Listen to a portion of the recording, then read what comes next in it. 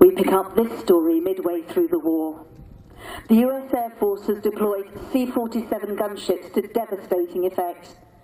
North Vietnamese anti-aircraft artillery has succeeded in knocking one of these down, and the sole survivor, a pilot, has subsequently been captured by South Vietnamese guerrillas known as the Vietcong, or VC.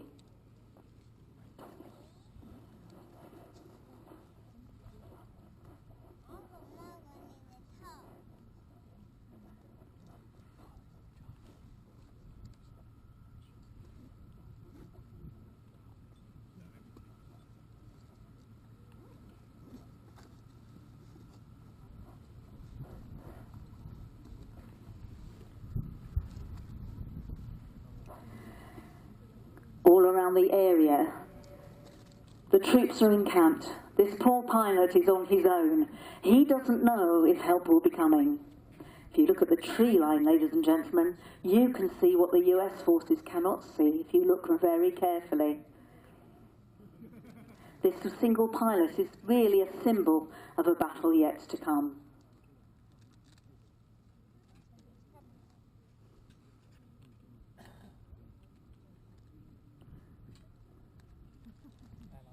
The captured pilot is pinned down. They discuss what to do with him. He may hold vital information. They're going to take him to a field command area where a radio has been set up to communicate with forward elements of the regular North Vietnamese army. They've been operating to great effect in the area.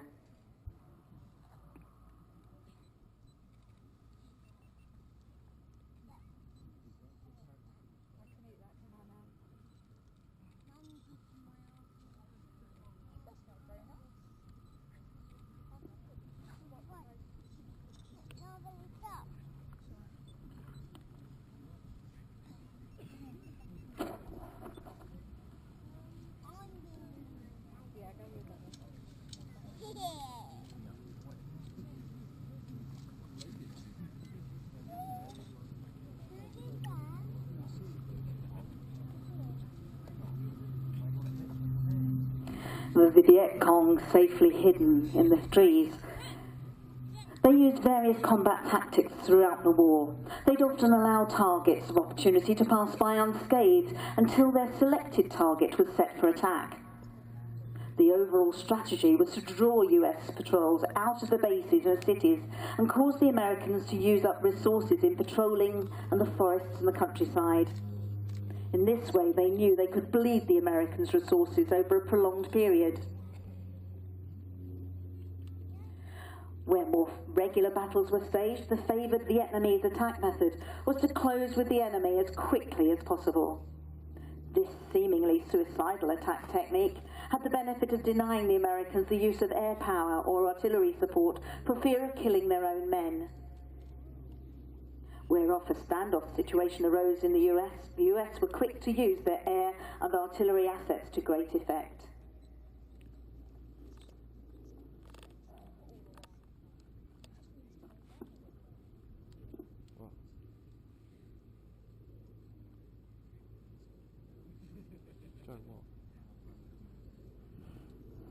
You can but imagine the feelings of this one pilot. Shot down, no equipment,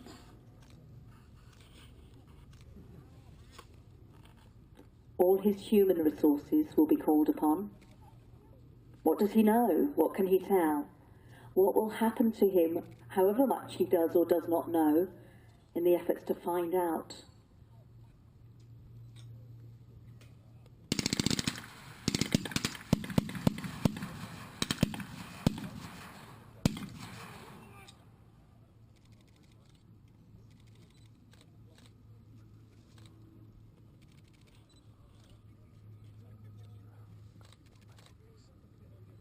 Luckily for the pilots, the US Long-Range Reconnaissance Patrol has responded to the mayday from the downed aircraft and has also been searching the area for survivors. They've seen the small VC unit and decided that the odds are favourable for successful recovery of the pilot, and they decide to engage the enemy.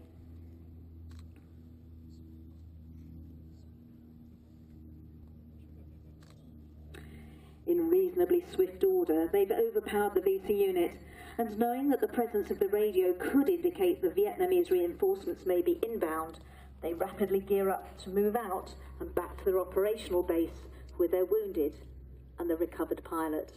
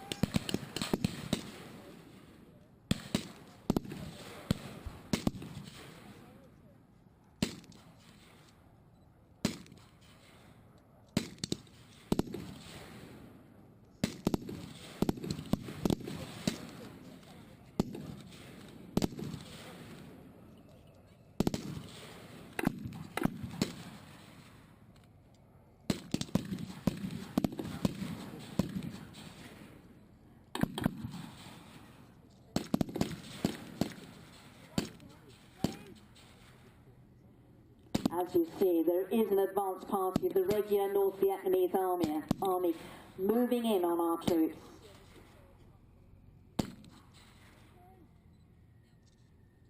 Realising the shift of power is against them, the LAARP team have radioed back to their base camp, requesting artillery support.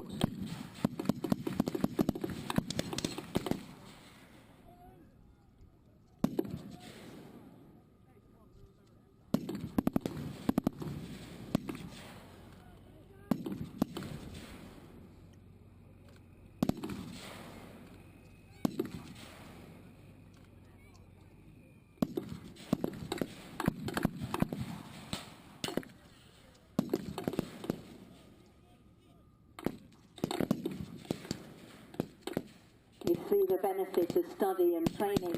The map grid reference has been correctly relayed back to base camp.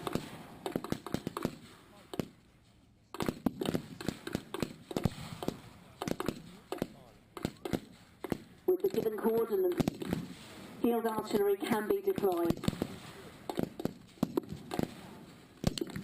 The regular infantry have been alerted and move out to support the LAARP team. They are attempting to wipe out the North Vietnamese army in the area.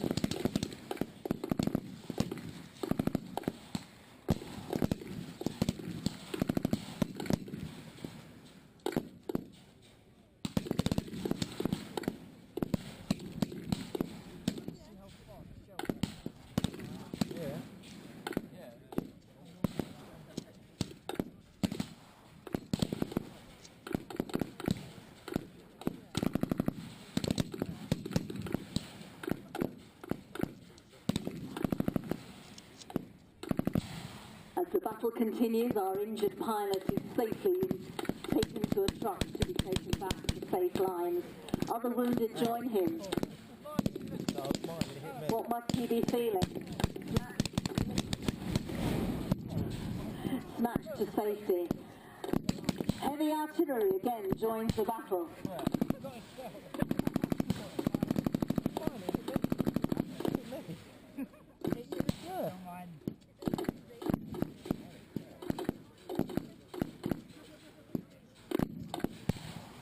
If that took you by surprise, ladies and gentlemen, I can tell you it took me by surprise as well.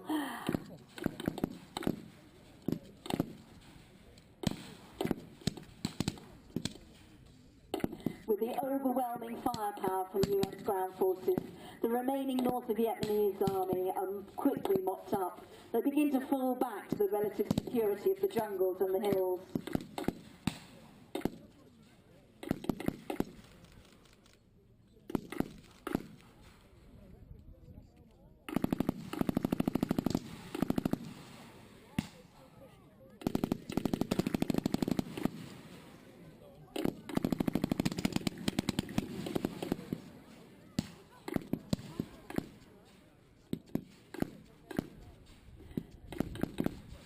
The tenacity of the North Vietnamese army can be seen, but I'm afraid their numbers are down.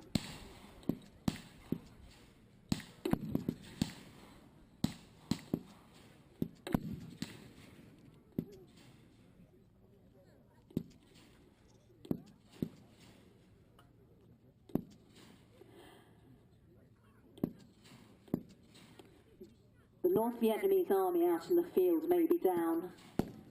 One or two still trying to overtake the US forces. Their position is hopeless, but this is South Vietnam. And in this largely forested landscape, there are many Vietcong with guerrillas. They rarely fight on open battlefields, and indeed they are preferring to snipe at the US forces from the tree line.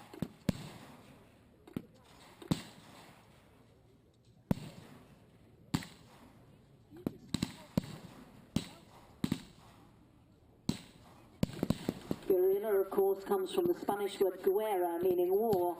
A guerrilla being a little war in small units, offering deadly stings onto the US as they pass. However, this particular group have made one major tactical error. They've not closed rapidly to hand-to-hand fighting range with the US troops.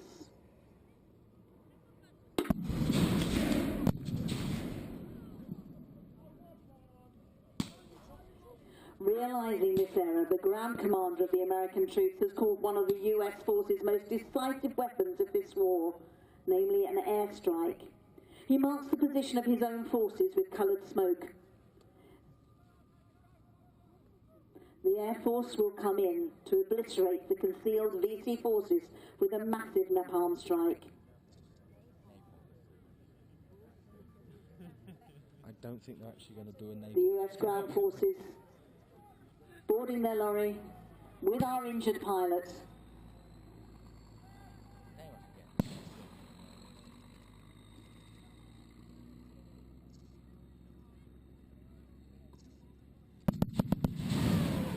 Yeah, jokes on you, they did do a napalm.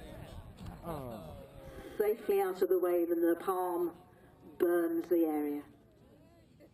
Charlie, please tell me you got that straight on film. Any remaining North Vietnamese forces Sorry? are now quickly eliminated. Not all of it. Okay, we need to get that tomorrow.